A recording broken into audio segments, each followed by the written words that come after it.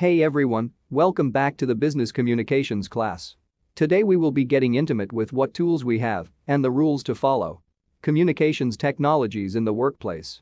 The questions we will be answering today are the following. The first question is, why is understanding communications technologies important?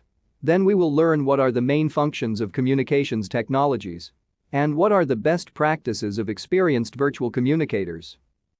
So why is an understanding of communications technologies important? Working relationships and business partnerships can now span great distances while being rooted in a strong local network. Let us look at this timetable. Look at how many times we need to use technological instruments. For example, we use teleconferencing to meet two staffs and one via Skype. Again, we need to send multiple emails to connections within the local office and many other.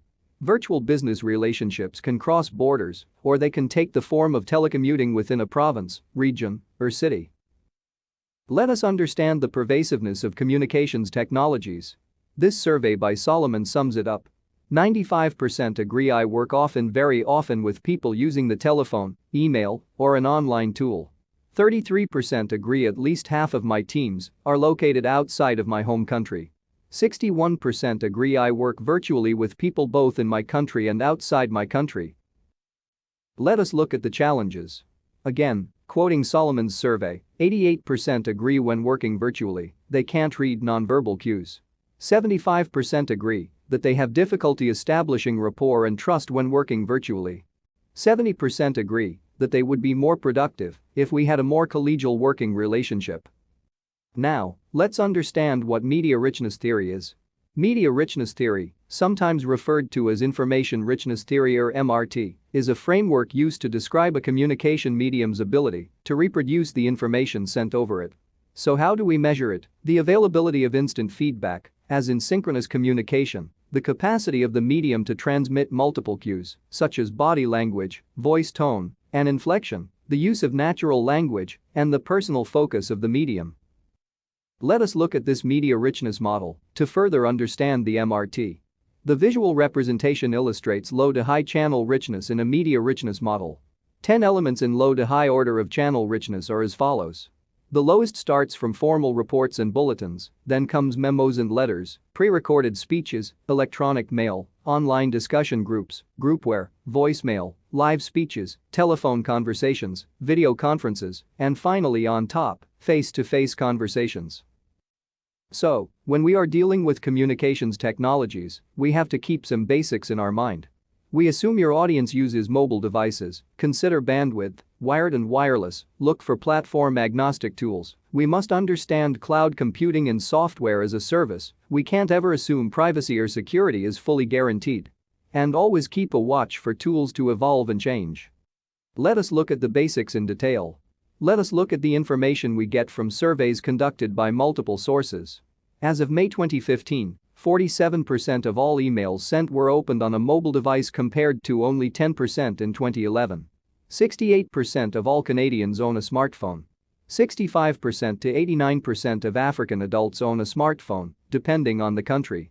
There was a forecast of over 650 million smartphones and 18 million tablets in use by 2019 in India. 37% of adults own a smartphone in China.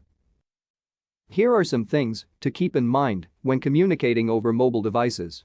Keep written messages short, clear, and on point because our audience may only glance at our message.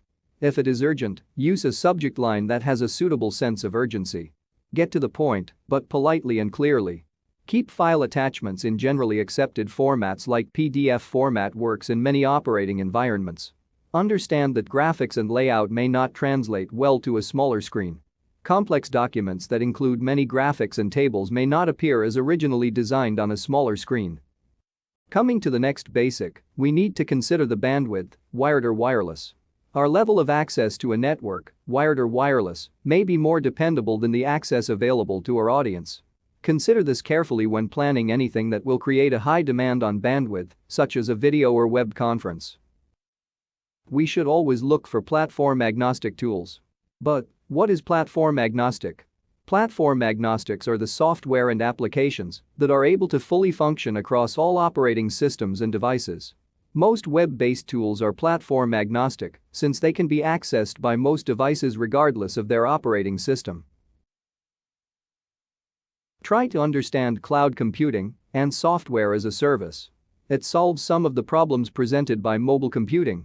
Data, information, and even software can be stored on centralized servers and accessed by using credentials, ID and password. When placing data and software under the control of an external service, companies gain access, but it comes with a drawback. The company may lose privacy and security. There is, however, some consolation.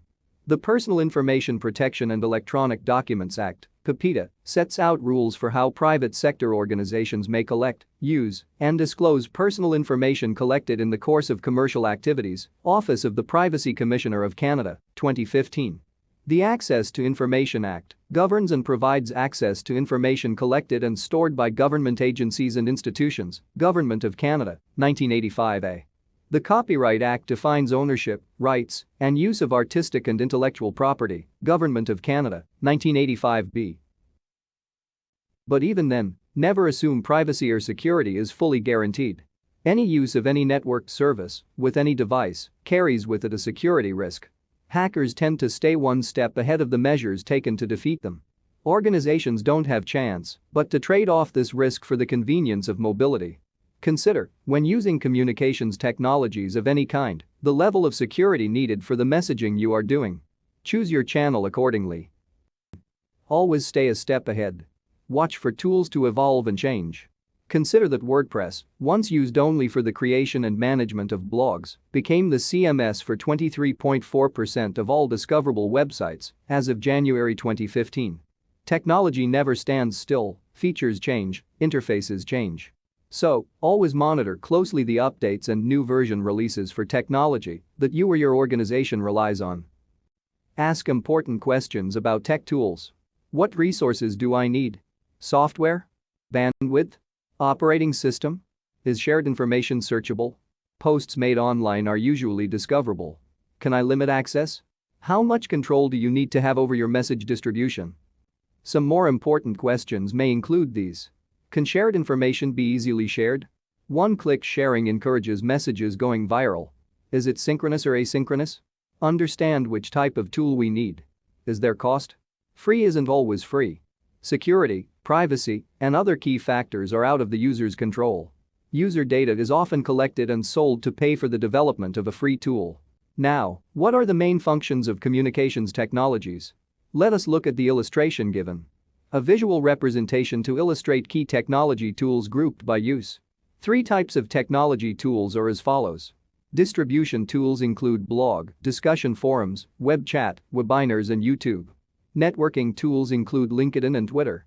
Collaboration tools can include note-sharing apps, Google Docs, instant messaging, texting, SMS, video conferencing, online meetings, voice over internet protocol, or VoIP, WCIS. Distribution and collaboration tools have cloud storage and email in common.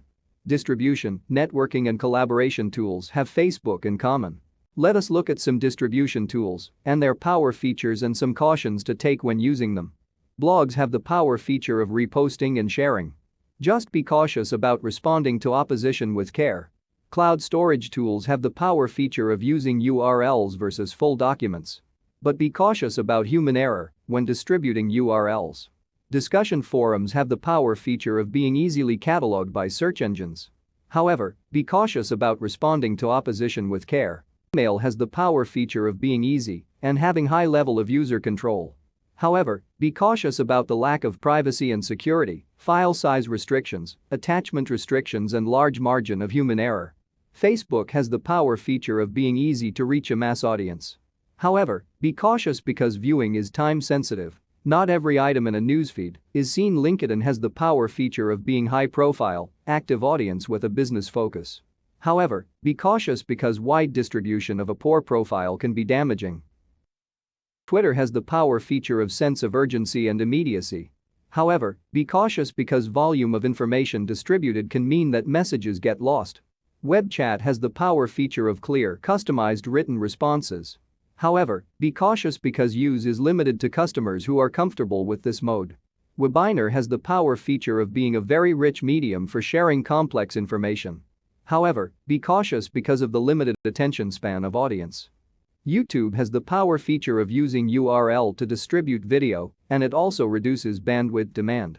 However, be cautious because it is easy to unintentionally violate copyright and other intellectual property laws. Now let's look at some networking tools. Facebook has the power feature of organizations and individuals building a sense of community. However, be cautious because individuals posting unprofessional personal information will be discovered by potential employers. LinkedIn has the power feature that everyone is there for the same reason, networking. However, be cautious because wide distribution of a poor profile can be damaging. Twitter has the power feature of being easy and powerful to engage direction with audience. However, be cautious because it is easy for customers with bad experiences to share them in detail with a huge audience. Complaints can go viral. So what to do when a negative public relations issue is unfolding on social media? First, determine whether the crisis is real. Then, find ways to create an opportunity out of the crisis. If our organization appears to be at fault, we have to take responsibility and take corrective action as soon as possible. Let us look at some collaborative tools now. Cloud Storage Tools has the power feature of having multiple editors and writers. But be cautious of security and privacy issues. Email has the power feature of having push technology, which gives a sense of immediacy. It also has ubiquitous use. However, be cautious about the lack of privacy and security, document version confusion between collaborators, attachment restrictions, and sometimes, the large volume of email leads to lag in response. Cloud Storage Tools has the power feature of familiarity and comfort. But be cautious of security and privacy issues. Instant messaging has the power feature of being in synchronous, unstructured way to exchange both business and personal chat. It also enhances team relationship cohesion. But be cautious as it can be distracting and carry with it a false sense of urgency. Note-sharing applications has the power feature of being cross-platform and having multi-device usage. But be cautious of security and privacy issues. Texting has the power feature of being familiar, mobile, and having near-instant delivery. But be cautious of security and privacy issues. Videoconferencing or online meetings have the power feature of being nearly as effective as face-to-face when well executed, but be cautious of it being labor-intensive and time-consuming to prepare. Voice over Internet Protocol or VoIP has the power feature of being easy and cost-effective. But be cautious because audio quality can be unpredictable. Wikis have the power feature of being flexible to design, low demand on bandwidth. But be cautious of privacy and security. How does culture affect assumptions and access? We need to observe what channels seem to be preferred by our international contacts. Why? If you are planning a cross-border communication using technology, it may be appropriate and respectful to ask the person you are planning to communicate with about their preferences. Remember, technology is not equally accessible in all countries and regions. Online survey and polling tools can help students do their own primary research on almost any topic. If we have concerns, for example, about access in another part of the world, we could set up our own informal survey or poll to learn more. Look for SurveyMonkey, Poll Everywhere, PollDaddy, and other similar tools to assist. Now coming to our last topic, what are the best practices of experienced virtual communicators? Let us look at this image. Here is an example of a poor email form. And there is an excellent email form in the next slide. Here we see an excellent email form. The annotations that appear in the margins of poor email form and excellent email form point out the following differences. The subject line, the poor one had a weak subject line, whereas this one has a clear subject line. The usage of salutation, the poor one had none, whereas this one has a friendly salutation. The usage of appropriate grammar and spelling in sentences, the poor had very bad grammar, whereas this one has full sentences with appropriate grammar and spelling. The structure of the paragraphs, the poor email form had 2 topics in 1 paragraph, whereas this has 3 short precise paragraphs. The poor email had the usage of text speak and uppercase yelling, which is not appropriate or appreciated. The way topics are mentioned in the poor email was haphazard, whereas the excellent one has very structural organization, and the usage of friendly sign-off and signature file, the poor one had none, but this one does have a friendly sign-off and full signature line. Here are some best practices for conference calls and video conferencing. Consider what other participants can hear. Use a landline, if possible. Disable all features that beep, chirp, or sing. Use the mute button. And pick a quiet spot. Observe common courtesies. Call or arrive early. When asked, introduce yourself. Give full attention. Remember to give your name and location. Remember to moderate effectively, set a clear agenda in advance, remind people to call in early, ask someone to take notes, use names when asking for input, ask for common courtesies to be observed. Here are some best practices for video conferencing and virtual meetings. Note addition of video to audio. Check the camera angle and lighting. Check the background. Test the connection before the meeting. Mute with care. Here are some best practices for webinars. Webinars are usually a one-to-many delivery. Be prepared. Practice beforehand. And always have a host or moderator. Here are some best practices for social media. Be a great ambassador for your company and communicate responsibly on behalf of your employer. Be honest. Be authentic. Be natural. Be discreet. And add value. Let us revise what we learned today. In the Analyze section, we learned analyzing and identifying our purpose for communicating when we are choosing communications channels, analyzing our audience locations, cultures, work styles, and expectations, and finally, asking the right questions to manage both advantages and risks of the various tools we are using. In the compassing section, we learned ensuring our messaging fits the medium or channel we have chosen in terms of length, formality, and format, and ensuring that our messaging shares only that which we are authorized.